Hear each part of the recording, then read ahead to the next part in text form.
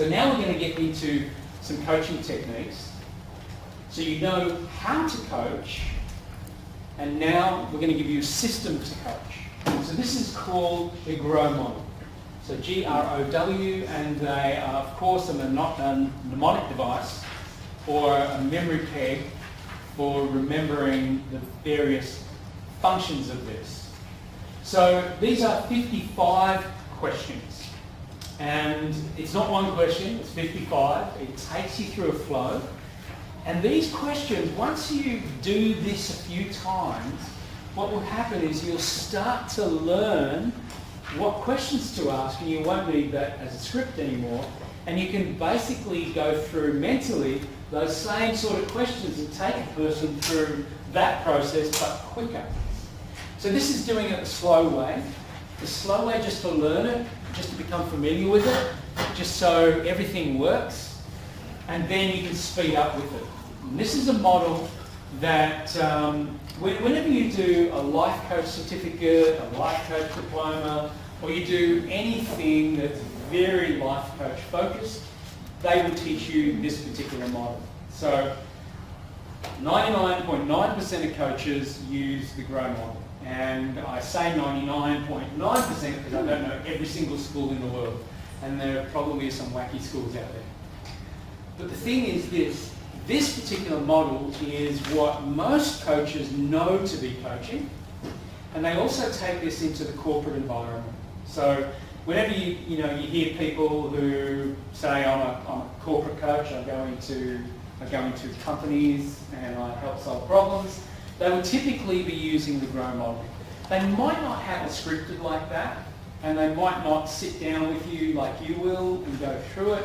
Sometimes they've done it so many times that they can do it conversationally and they remember what to ask and when to ask. Plus, over time, they might have done NLP training or other trainings and learnt these other really cool questions that they will bring in as well. Or they might stop the process and do a technique. Start working on a belief that you've got, or some memory you've got that needs to change, or parts integration gets rid of conflict, or use some other tool. But typically, if you just use this as a base, you can actually go out there and start coaching just using this. You don't have to learn one more thing. You can just say, right, this is it, this is me, this is what I do, and you can start going out there and coaching that. I wouldn't recommend that. I recommend you keep developing yourself and keep learning. But if you wanted to, you could start coaching just with that. Now, here's the thing that you need to understand. Does your client know what you know? No or no? Probably does, but it's all hidden away. Exactly. When they're in their emotions, they're not as alert as you would be as a coach. They're in their stuff. So your coach knows what you're doing, but your client doesn't know what you're doing. So you could simply use that as a system, as a tool. You'll also get this on a PDF, so don't be worried about not having a copy of this. I'll also give you this on PDF, so you can print them out, as many as you like. And this here could be the process that you just simply coach people. Now, I did this when I did my life coaching certificate. I did this for a year. That model for a whole year. Yeehaw, when NLP came along. But the thing was, that's all I did. That was all I knew. I just knew that model and that's all I did. Did I get results? Yeah. Pretty much, large majority of my clients, I got results with them. Some, the G.R.O.W model didn't work because they had some other psychological issue that needed to be shifted or changed. And of course, that's where NLP kicked in. But the thing is, that model can work. So this is how it works. It's basically what we call an inductive model. If you've never heard that word before, the opposite of inductive model is deductive model. So deductive model just simply means, look, all you have to do is do this, and then do this, and then do this, and this. And then you get it, right? Cool. An inductive model is, well, what do you think the first step might be? Excellent. What would the second step be? Could there be a better step? Oh yes, that would be a better step. So that's more of an inductive model where you're doing the work as the client. So you're not telling them what to do at all. You're just asking questions. And even if you've got something you want to tell them, you could phrase it in a question. Such as, instead of saying, look dude, you need to get closer to your business. You suck at that. That's a statement. You could say, I get a sense you're doing your business in one way. Do you think you could be perhaps more engaged in your business? And they still have control. They still can say, yeah, I suck at it. I need to be more engaged. But it's better them telling you that they suck at it than you telling them they suck at it. So it's an inductive model. It's designed for the client to get it. And advice is not offered. So don't offer any advice. All you're doing is going through the questions, just asking them those questions. And there are 4 parts to it. So this is where it gets the name G.R.O.W. So it starts off with the very first point. And this is in all coaching. You've got to work out what the goal is. What's the goal? What do they want? So goal is the very first point. Then there's reality. We've got to know what is real. What's really going on? What's bullshit? What's true? Who said, he said, she said, they said? Get all of that stuff out on the table so you can work out what you're really working with. Once you've got the reality, then you want to look at options. What sort of options are there? What sort of options are they to get moving?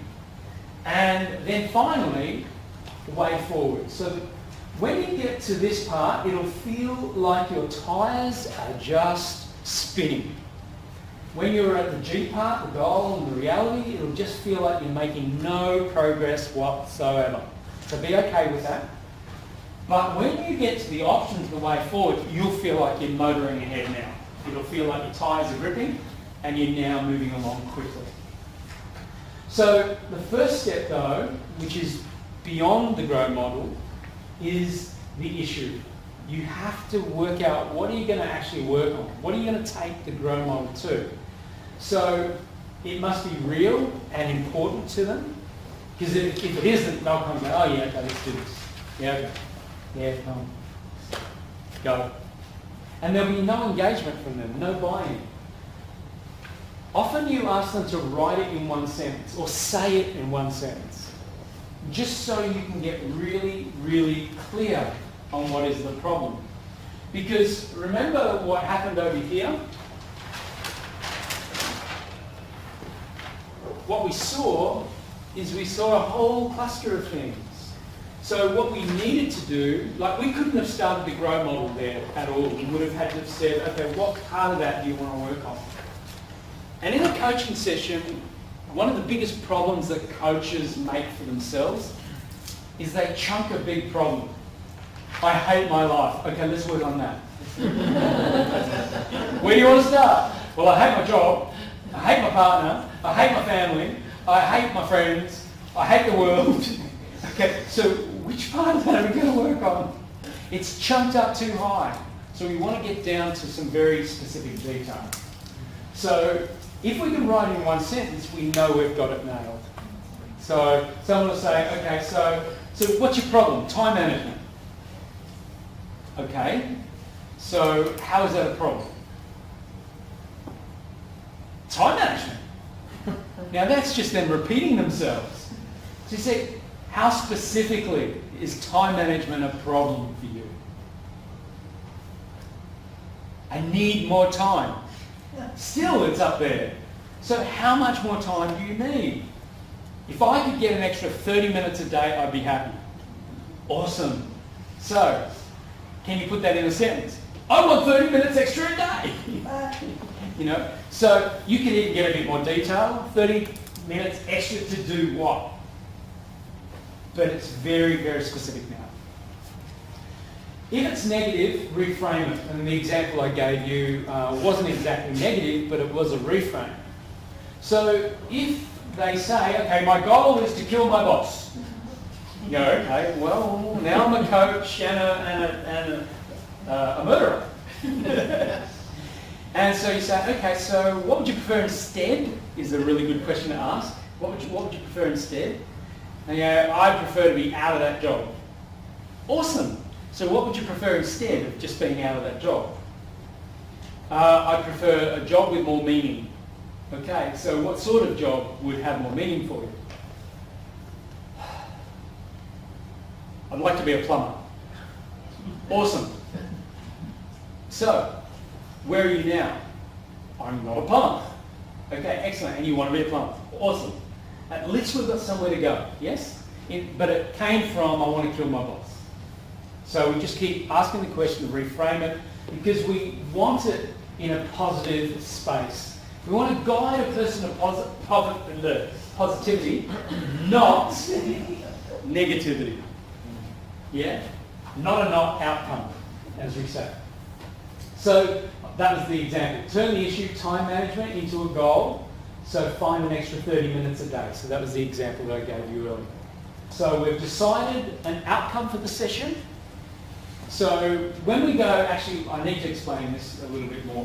When we talk about an outcome from the session, what we want is the example of, I want to find an extra 30 minutes a day. So I want to find an extra 30 minutes a day. So what is the outcome of the goal specifically? Can anyone give me an example of what you think the outcome would be? They've found 30 minutes extra a day, but we still really don't have an outcome. What are they doing with that time? Perfect. It could be just that. They say, I want an extra 30 minutes a day to be able to go to the gym and look after my physical health. Say, awesome. So that's an outcome. The outcome is they know that they've got it when they're at the gym every day for 30 minutes. Does that make sense? Because getting an extra 30 minutes a day, it's a bit hard to know what that looks like or sounds like with an outcome. So once we know what the outcome is, then we're really clear on when they get what they want. And it's a really good point, because if you just do the G.R.O.W model and you don't do this, and they just go, okay, cool, I've got an extra 30 minutes a day, yeah. And then they come back for the next session, you go, so how did you go with the extra 30 minutes? I don't know, I kind of lost it somewhere. Because it wasn't specific enough. There wasn't actually an outcome to it. They got their 30 minutes and wasted it on something else. So getting an outcome makes them clear on what they're going to get from the session, makes you clear on what you're going to want to hear when they come back. So this is the G.R.O.W model. So this part's going to take me about 10 to 15 minutes. And the G.R.O.W model starts by establishing the aim of the session. You know, what is it specifically that you're wanting to achieve? It does some of this work for you. States the goal in one sentence, so they're really clear on what the goal is. States the goal in VAK. By the way, those of you who are not NLP trained, it simply means visual, auditory and kinesthetic. How will you, and it's actually in the script, how will you know what will it look like when you achieve your goal? What will it sound like when you achieve your goal? What will it feel like when you achieve your goal? Now, if we put things in a VAK, it helps to put it into our unconscious brain, so our unconscious can take this concept and know what it is. And then it builds desire. So the next part is reality. So this is the blue pill or red pill moment. So again, 10-15 minutes. So you want to check to see whether their goal is relevant.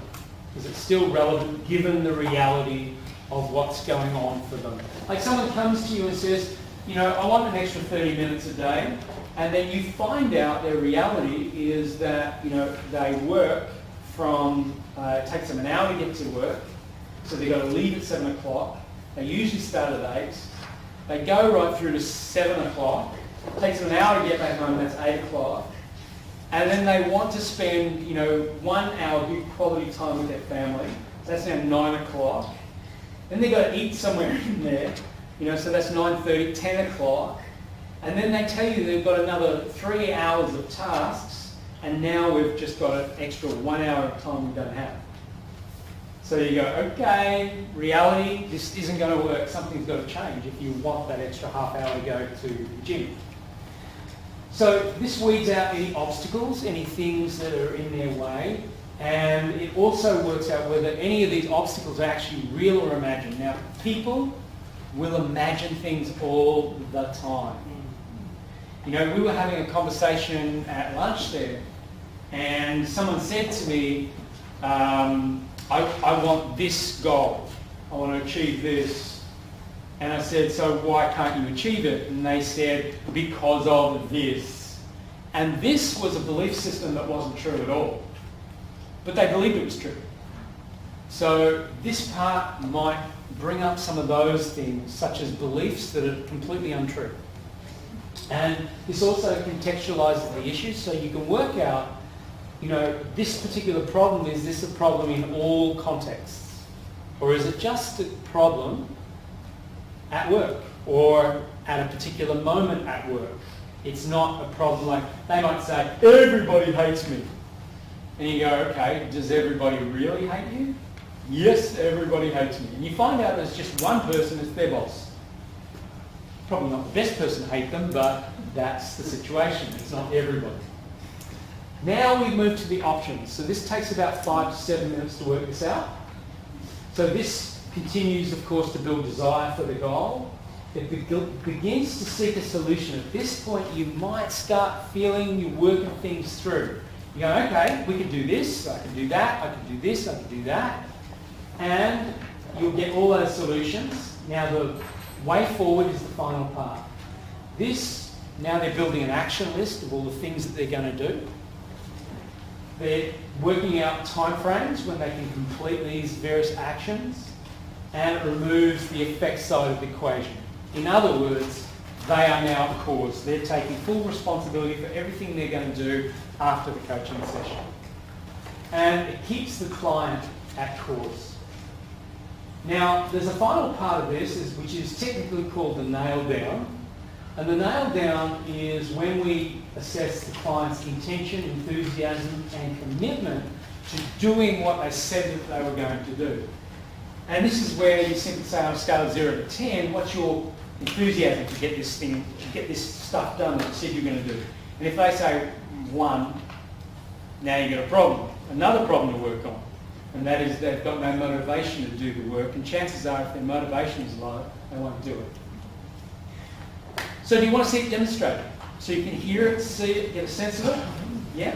And then what we'll do is we'll get you guys to partner up, and then you'll do exactly the same thing.